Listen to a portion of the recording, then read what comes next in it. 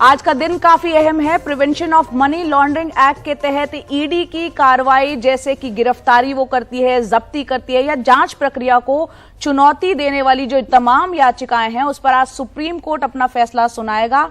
आपको बता दें, कार्ति चिदम्बरम, अनिल देशमुख समेत 242 याचिकाएं हैं जो सुप्रीम कोर्ट जिन पर अपना फैसला आज सुनाने जा रहा है।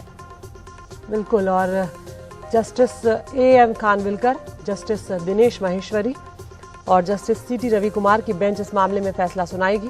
याचिकाओं में prevention of money laundering act जो है उसके तहत अपराध से आय की तलाशी, जो गिरफ्तारी होती है, जब्ती होती है, जांच होती है, कुर्की होती है, उसके लिए ईडी की जो शक्तियां हैं उसके व्यापक दायरे को चुनौती दी गई है। और याचिका में ये भी कहा गया है कि ये प्रावधान मौलिक अधिकारों का हनन करते हैं।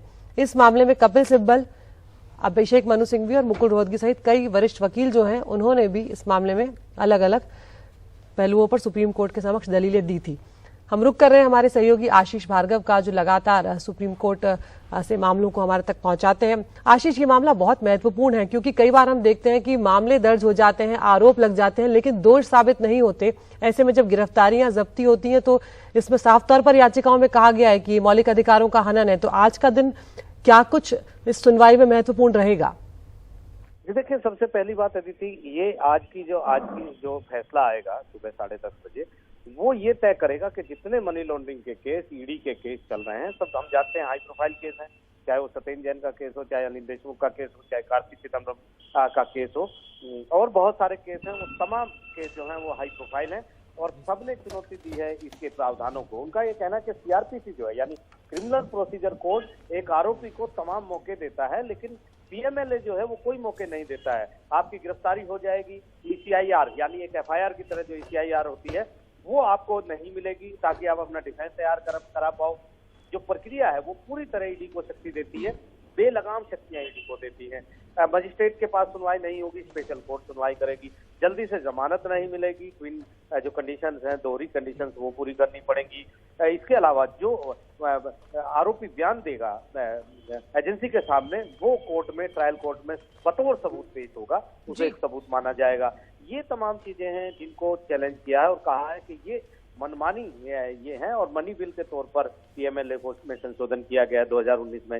इस तमाम चीजों को चुनौती दी गई थी। केंद्र सरकार बचाव कर रही है।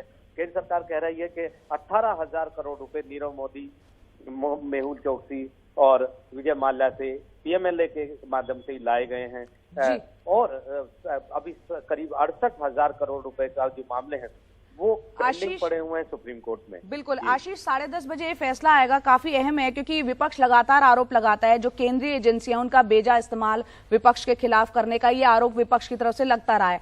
आपसे समझना चाह रहे हैं, सुप्रीम कोर्ट जो आज फैसला सुनाएगा एक नजीर साबित होगा, कहीं ना कहीं ईडी की शक्तियों का पुनरीक्षण भी कह सकते हैं उसको? जी बिल्कुल, यहाँ पर बहुत सारी चीजें हैं। ये भी चुनौती दी गई है कि ईडी पुलिस, ईडी के जो अफसर हैं, पुलिस अधिकारी, उनको माना या नहीं माना जाए। पहले एनडीपीएस में भी हमने ये देखा था तो सुप्रीम कोर्ट ने बड़ी राहत दी थी और कहा था कि जो एनडीपीएस के केसेस में एक एनडीपीएस के बयान, अफसर के सामने बयान देना ही सबूत माना जाता था, उसको क्वेश कर दिया था, उसको रद्द कर दिया था उस शक्ति को। तो अब ये देखना होगा क्योंकि ईडी की जो शक्तियां हैं वो बेहिसाब शक्तियां हैं, इसमें कोई दो राय नहीं है। वो किसी को भी पकड़ सकती है, बुला सकती है, पूछताछ के लिए गिरफ्तार कर सकती है और बहुत सारी शक्तियां उनको दी हैं। आर्थिक अपराध के नाम पर और मनी लॉन्ड्रिंग के नाम पर बहुत सारी शक्तियां हैं उसके पास जिसका वो इस्तेमाल करती है। अब जैसे हम देख भी रहे हैं जिस तरीके से ईडी का काम हो रहा है, लेकिन याचिकाकर्ता कह रहे हैं कि इतने सालों में 2011 के बाद सिर्फ 9 लोगों को सजा दिला पाई है ईडी पीएमएलए के केस में। तो ये कहीं ना कहीं शक पैदा करता है। लेकिन केंद्र सरकार कह रही है कि 2011 से अभी तक सिर्फ 313 मामले उन्होंने दर्ज किए थे, क्योंकि बहुत संगीन ये मामले हैं और ऐसे मामलों में बहुत फूंक कर कदम रखा जाता है, प्रॉपर्टी आप अटैच करते हैं। और एक प्रावधान ये भी है कि जब तक आप निर्दोष साबित नहीं होंगे ट्रायल कोर्ट से, तब तक आपकी प्रॉपर्टी जो अटैच हो गई है शुरुआत में, वो प्रॉपर्टी भी आपको नहीं मिलेगी। तो यहाँ पर याचिकाकर्ता कह रहे हैं कि सीआरपीसी के प्रावधान भी लागू होने चाहिए जो आरोपी को कानून के तहत बहुत सारे मौके देते हैं।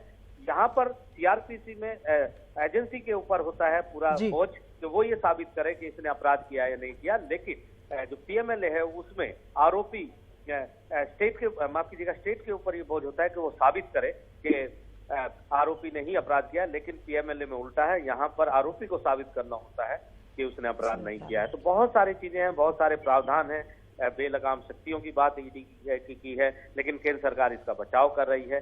खास बात बिल्कुल देखते हैं आशीष यहाँ पर कि क्या कुछ आज निकल कर आता है। बहुत महत्वपूर्ण आपने जानकारियां दी है यहाँ पर। शुक्रिया आशीष इस तमाम जानकारी के लिए।